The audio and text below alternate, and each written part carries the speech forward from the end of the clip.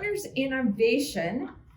This is number 2 in our series, and my name is Trish Cohn. I'm the Executive Director of Chai Point, and this is a collaborative effort with my partners in the community, and we feature each series of someone else who's a mover and shaker.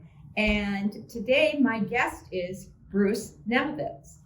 Thank you. Thank you for having me here.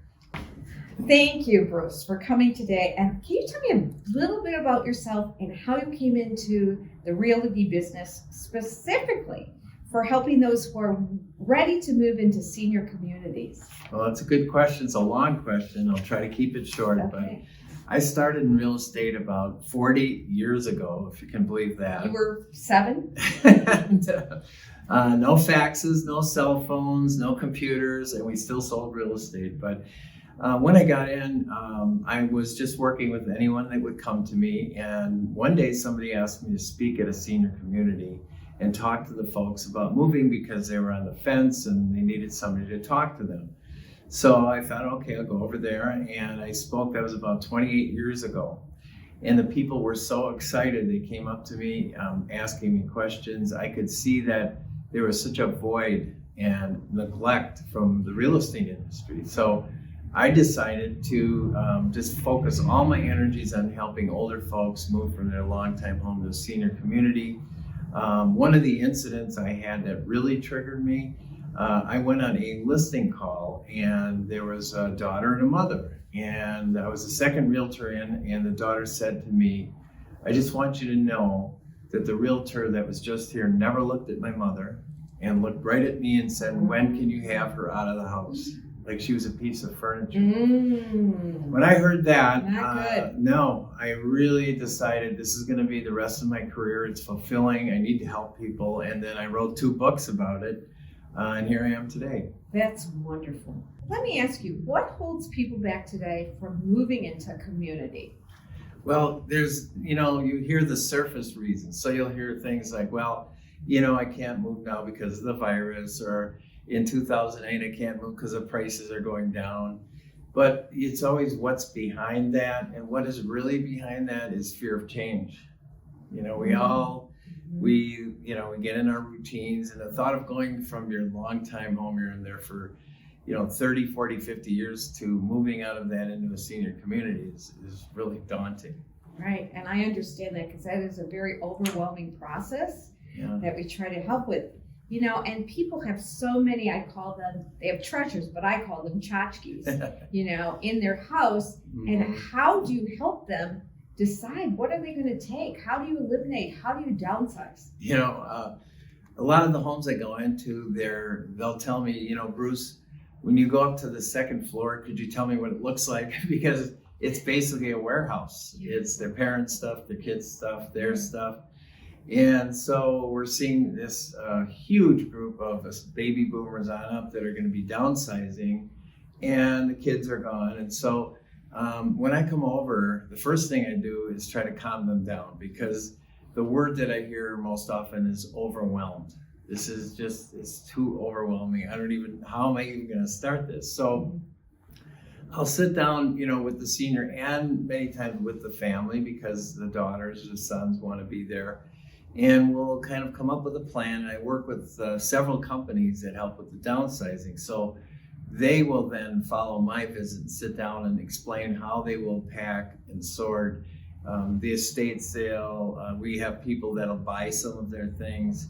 How does that all work? And so if you try to do this on your own, it could take 5 years, maybe longer. Perhaps 10. It could be. Right. So this is something you don't want to do on your own, because I've had people trying to downsize and I get a next call from the hospital. They fell down, the back went out, whatever. So the most important thing is to understand that there's so many services out there, and I'm partnered with all those services. So I trust them.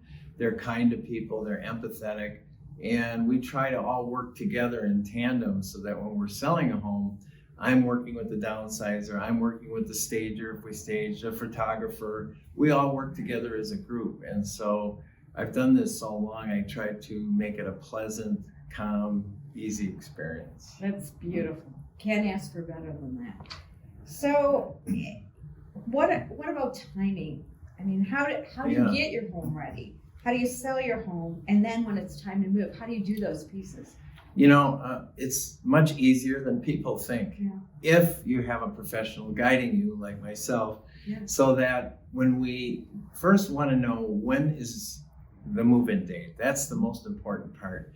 And I find that if people don't want to commit, there's sort of 1 foot here and 1 foot there, nothing ever happens. It just never works. But once a move-in date is established, then I can design a whole plan as to when we're going to put it in the market.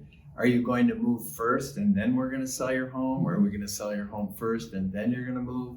And depending, we work with the people to make sure it's as easy for them as possible. So when we close, it takes usually 30 to 45 days after we sell the home. And because the market is so good right now, we've had people that have been able to stay in their home for up to 2 months after the closing. So it's like from the accepted offer to moving, sometimes 3 months they can stay in their home. Right. How has the market changed right now? Oh my God. I mean, tell me about, with COVID and everything, because we know our business. Wow. I'm wondering about yours.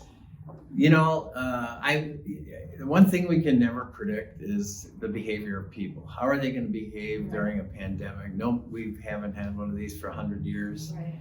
So in the beginning, we were thinking, oh my God, real estate is going to really suffer.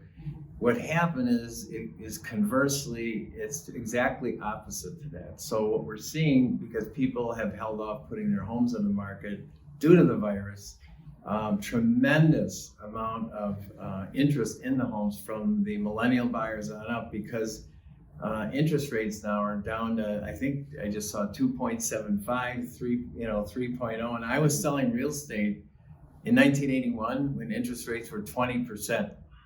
Nobody believes me when I tell them that. No, I remember that. That was when I bought my first house. Yes, I was selling then. So the rates are so affordable that these buyers want a home so badly. And I feel sorry for the buyers right now, but the sellers are in the best position they've ever been in my entire career.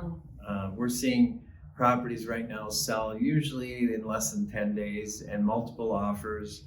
And the buyers are so accommodating to the seller because they want that house and they don't want to lose it. So you can almost set the terms you want, when you're going to move out, and the prices probably have gone up, I would say 5% each year since 2016.